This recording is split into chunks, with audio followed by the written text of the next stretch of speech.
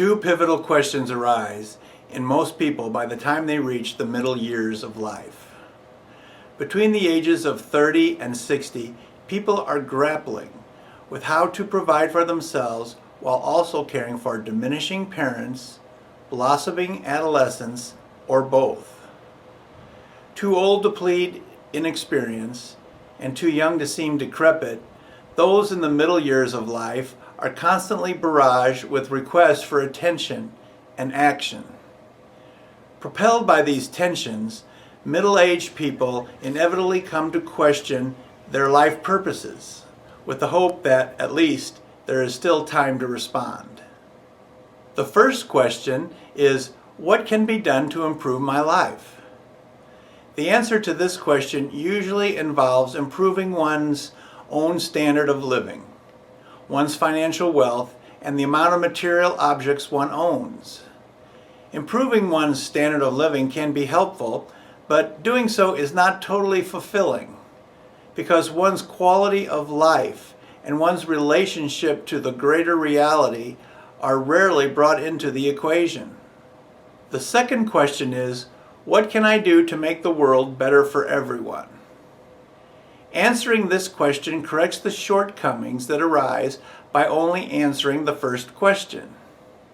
The second question arises usually after at least cursory solutions are put into effect regarding the previous question.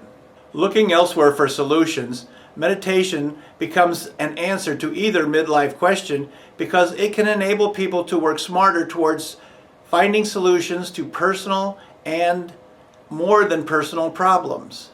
Service to others is the other typical answer to the two midlife questions, partly because benevolence carries with it the expectation that it will both be helpful to others and rewarding personally.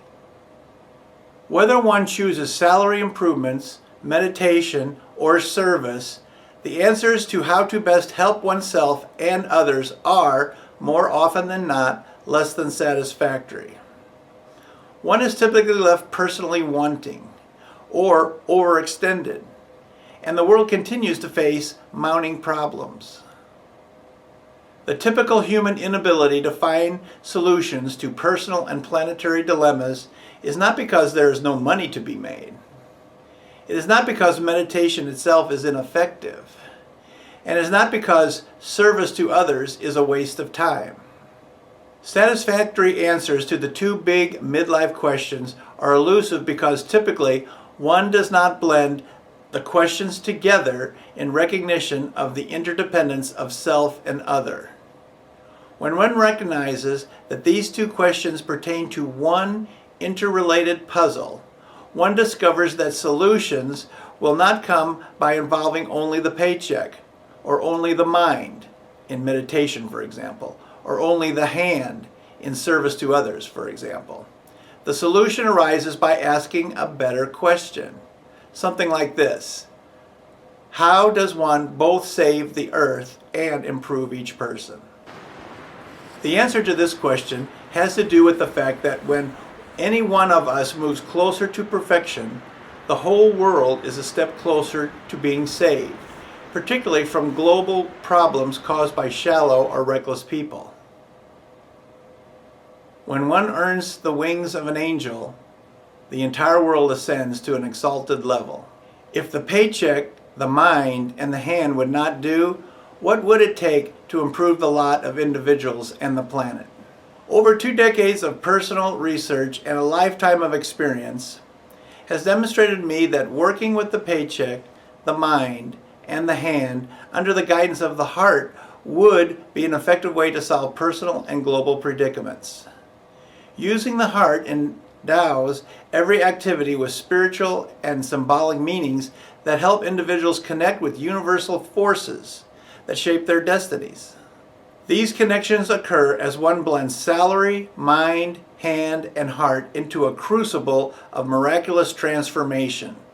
This blending occurs as one uncovers endless visibilities, outer curiosities awaiting attention, and invisibilities, the mysteries of the inner world where physical reality is translated into meanings that are later acted upon. One makes choices based on one's values. One is defined by the good one chooses and the evil that one rejects. By spanning both realms, inner and outer, and by acting in ways that serve others, one becomes capable of changing the world for the better by perfecting oneself. This capability arises when one sees outer world needs and reacts to such needs after careful introspection of not only one's positivities, the cherubs expressed as desires, goals, and objectives, but also one's negativities, the fiends, expressed as fears, humiliations, rejections, and regrets. To examine the visibilities and not the invisibilities, the positivities and not the negativities, and the mundane or obvious domain of nature and not the obscure or transcendent grandeur of nature is like trying to appreciate a musical composition by hearing all the notes individually and randomly. It is in the relationship between rather than in the individual elements where appreciation and meaning flourish. But improvements do not come solely by changing the relationship or the elements. Here we arrive at the premier conceptual milestone of the Heartwood Path.